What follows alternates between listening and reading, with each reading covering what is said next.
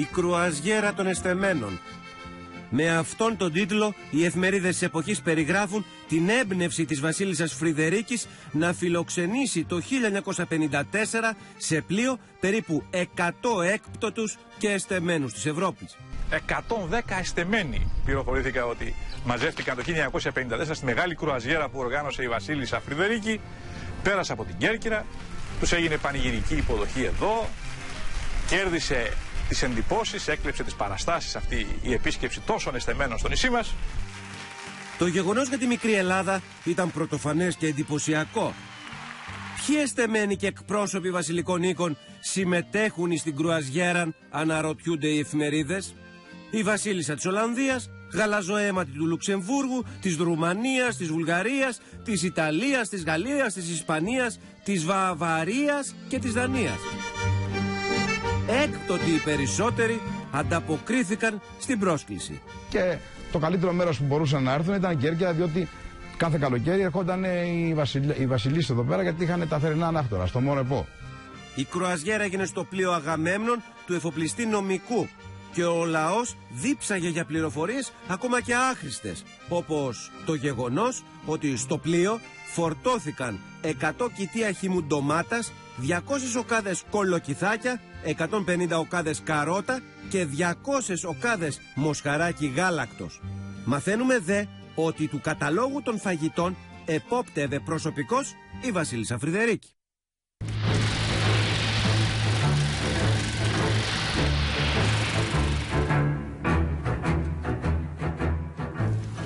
Γιατί ξεκίνησαν οι περίφημες κουραζιέρες των γαλαζοαίματων? Αρκετοί υποστήριξαν ότι αφορμή ήταν η μεγαλομανία της Φρυδερίκης. Η διεθνής των γαλαζοαίματων, σύμφωνα με το ρεπορτάζ, στόχο είχε να αναζωογονήσει τους έκπτωτους, να δραστηριοποιήσει τους μυρολάτρες, να συνδικαλίσει τους εστεμένους. Άλλωστε, εκείνη την εποχή υπήρχαν μόνο 7 ευρωπαϊκοί θρόνοι και κανένας εστεμένος δεν είχε ουσιαστικά καθήκοντα εκτός από το ελληνικό βασιλικό ζεύγος.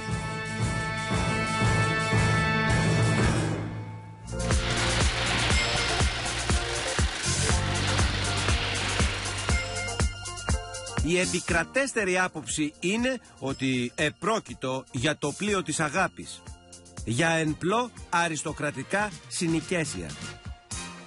Γιατί τα λέγανε υφοπάτζαρα, τις κουραζιέρες αυτές? Υφοπάτζαρα των βασιλιάδων, δηλαδή. Γιατί γνωριζόταν μεταξύ τους οι πρίγκιπες και οι διάδοχοι, ξέρονταν από τις βασιλικές οικογένειες, να βρουν καμπρούς και νύφες. Όπως και έγινε και με τον Χουάν Κάρλος και με τη Σοφία. Εδώ γνωρίστηκαν. Στην Κέρκυρα. Σε κρουαζιέρα. Βεβαίως, σε κρουαζιέρα. Και στην επίσκεψή τους εδώ και διάφορα άλλα φλερτ που είχε ο Κωνσταντίνος κατά περιόδους. Άρα και αυτές τις κρουαζιέρες αυτές ίσως οφειλόνταν.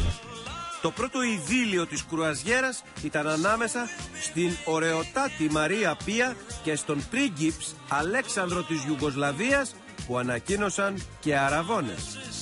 Η Πία ήταν κόρη του έκπτωτου μονάρχη της Ιταλίας, Ουμβέρτου. Οι κοσμικές στήλες υπολόγιζαν ότι 6 ειδήλια πριγκίπων εκδηλώθηκαν κατά την κρουαζιέρα. Υποστήριζαν μάλιστα ότι ο βασιλιάς του Βελγίου Μποτουέν και ο πρίγκιπας Ρενιέ του Μονακό δεν πήγαν στην κρουαζιέρα για να γλιτώσουν τα προξενιά, καθώς στον κατάλογο των επιβατών συγκαταλέγοντο 20 πριγκίπισσες, όλες σε κρίσιμη ηλικία γάμου.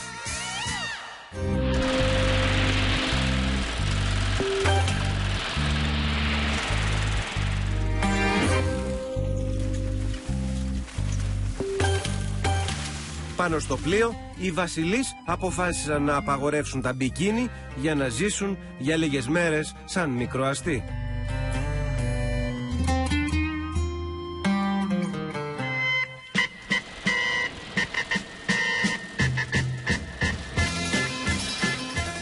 Η κρουαζιέρα που ξεκίνησε από την Κέρκυρα έγινε αντικείμενο σκληρής κριτικής λόγω της κλειδής. Διαβάζουμε σε εφημερίδα της εποχής. Ο Αγαμέμνονας ενήργησε ανεφοδιασμών.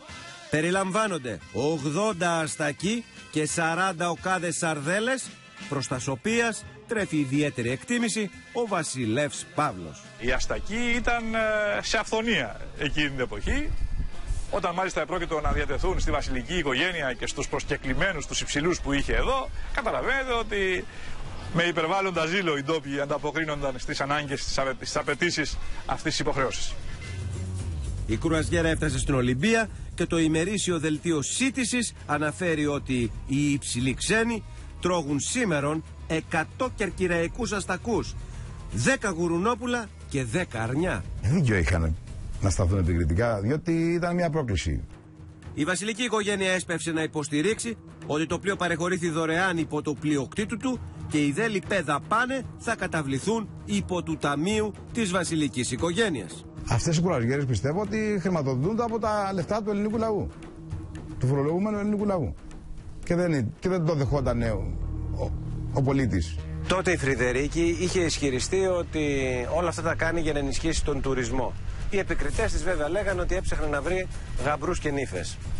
Να δημιουργήσει και μια άτυπη διεθνή των γαλαζοαίματων, οι οποίοι περισσότεροι από αυτούς ήταν ή έκτοτοι ή αναζητούσαν θρόνο.